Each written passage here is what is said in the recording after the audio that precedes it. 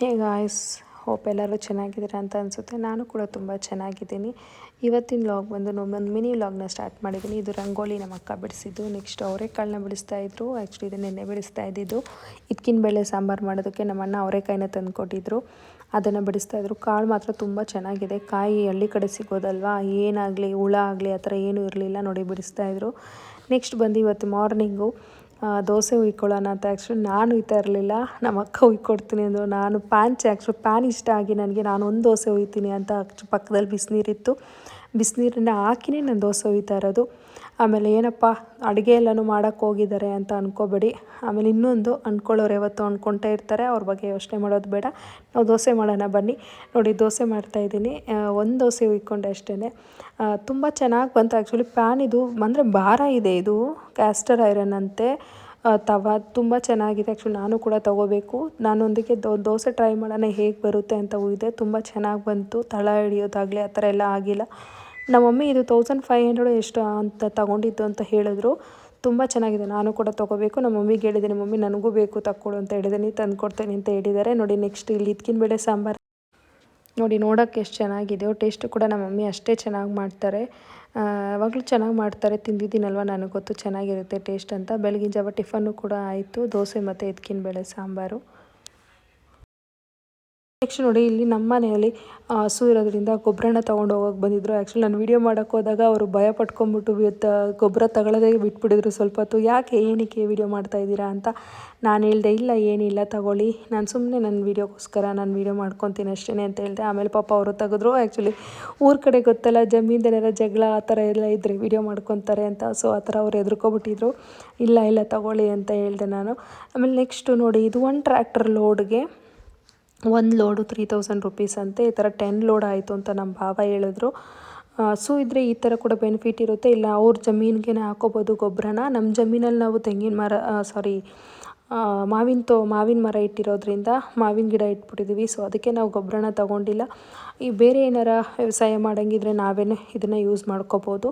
So ಅದಕ್ಕೆ ನಾವಿವಾಗ ಸದ್ಯಕ್ಕೆ ಯೂಸ್ ಮಾಡ್ಕೊತಾ ಇಲ್ಲ. ಅದಕ್ಕೆ ಬೇರೆಯವ್ರಿಗೆ ಕೊಡ್ತಾಯಿದ್ದೀವಿ.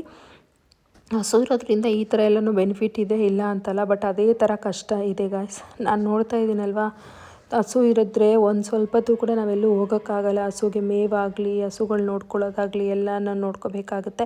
ಅವ್ರಿಗೇನಪ್ಪ ಅಂತ ಅನ್ನೋದಲ್ಲ, ಕಷ್ಟ ಇದ್ರೇ ದುಡ್ಡು ಗಾಯ್ಸ್. ಬೇರೆಯವ್ರ ದುಡ್ಡಿಗೆ ಆಸೆ ಪಡೋ ಬದಲು ನೋಡಿ ಈ ಥರ ಕಷ್ಟಪಟ್ಟು ನಮ್ಮ ದುಡ್ಡಲ್ಲೇ ನಾವೆಲ್ಲ ತೊಗೋಬೇಕು, ನಮ್ಮ ದುಡ್ಡಲ್ಲೇ ನಾವು ಜೀವನ ಮಾಡಬೇಕು ಅನ್ನೋದು ಒಂದು ಛಲ ಇರಬೇಕಂತ ಹೇಳ್ತಾರಲ್ಲ. ನಿಜವಾಗ್ಲೂ ಇಲ್ಲ ಹಳ್ಳಿ ಲೈಫ್ನ ನೋಡಿದಾಗ, ಹಳ್ಳಿ ಜೀವನ ನೋಡಿದಾಗ ನಮಗೂ ಕೂಡ ಅದೇ ಥರ ಅನಿಸುತ್ತೆ.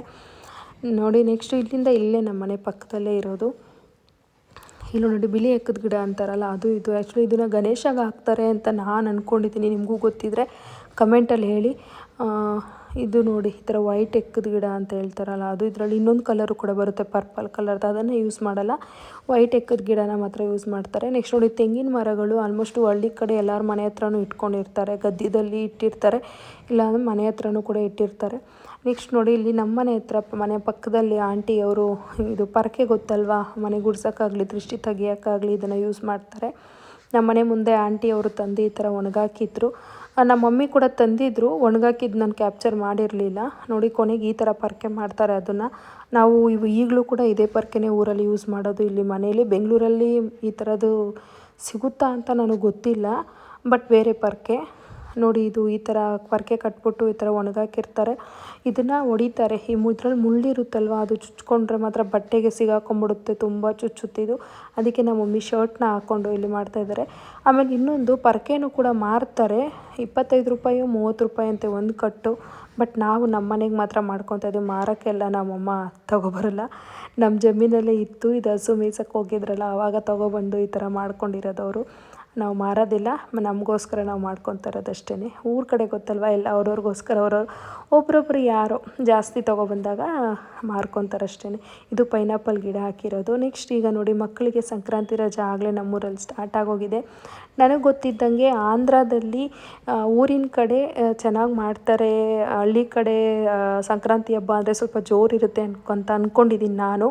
ನಮ್ಮ ಕಡೆ ಹೆಂಗೆ ಅಂತಂದರೆ ಸಂಕ್ರಾಂತಿ ಹಬ್ಬ ಅಂದರೆ 3 ದಿವಸ ಇರುತ್ತೆ. ಭೋಗಿ ಒಂದು ದಿವಸ, ಆಮೇಲೆ ಪೊಂಗಲ್ ಒಂದಿನ ಇರುತ್ತೆ ಮತ್ತು ಮೇನ್ ಸಂಕ್ರಾಂತಿ 3 ದಿನ, ಒಂದಿನ ಇರುತ್ತೆ. ಟೋಟಲ್ 3 ಡೇಸ್ ಇರುತ್ತೆ. ನೋಡಿ ಮಕ್ಳಿಗೆ ರಜಾ ಅಂತೆ ಆಟ ಆಡ್ತಿದ್ದಾರೆ. ಈಗಲೂ ಕೂಡ ಈ ಕಾಲದ ಮಕ್ಕಳಂತೂ ಈ ಥರ ಆಚೆ ಬಂದು ಆಟ ಆಡೋದೇ ಕಮ್ಮಿ ಆಗ್ಬಿಟ್ಟಿದೆ. ಯಾಕಂದರೆ ಮೊಬೈಲ್ ಹುಚ್ಚು ಜಾಸ್ತಿ ಆಗಿರೋದ್ರಿಂದ ಯಾರೂ ಬರೋಲ್ಲ ಆಚೆ ಕಡೆ. ಇಲ್ಲಿ ನಮ್ಮ ಮನೆ ಹತ್ರ ಆಟ ಆಡ್ತಿದ್ರು ನಮ್ಮ ಅಕ್ಕ ಮಗ ಮತ್ತು ಅವ್ರ ಫ್ರೆಂಡ್ಸ್ ಎಲ್ಲನೂ. ಸೊ ಅದನ್ನು ಕೂಡ ವಿಡಿಯೋ ಮಾಡಿಕೊಂಡೆ. ನೆಕ್ಸ್ಟು ಇವತ್ತಿಂದು ಮಿನಿ ವ್ಲಾಗ್ ಇದೇ ಆಗಿತ್ತು ಗೈಸ್. ನಿಮ್ಗೇನಾರ ನೆಕ್ಸ್ಟ್ ಯಾವ ಥರ ವ್ಲಾಗ್ ಬೇಕು, ಯಾವ ಥರ ವಿಡಿಯೋ ಮಾಡಬೇಕು ಅನ್ನೋದು ಕಮೆಂಟಲ್ಲಿ ತಿಳಿಸ್ಕೊಡಿ. ನನ್ನ ಕೈಯಲ್ಲಾದರೆ ಆದಷ್ಟು ನಿಮಗೆ ವ್ಲಾಗ್ನ ಮಾಡ್ತೀನಿ. ಇವತ್ತಿನ ವ್ಲಾಗ್ ಇದಾಗಿತ್ತು ಗೈಸ್. ನನ್ನ ವ್ಲಾಗ್ ನಿಮ್ಗೆ ಇಷ್ಟ ಆಗಿದ್ದಲ್ಲಿ like, share, comment and subscribe. Thank you.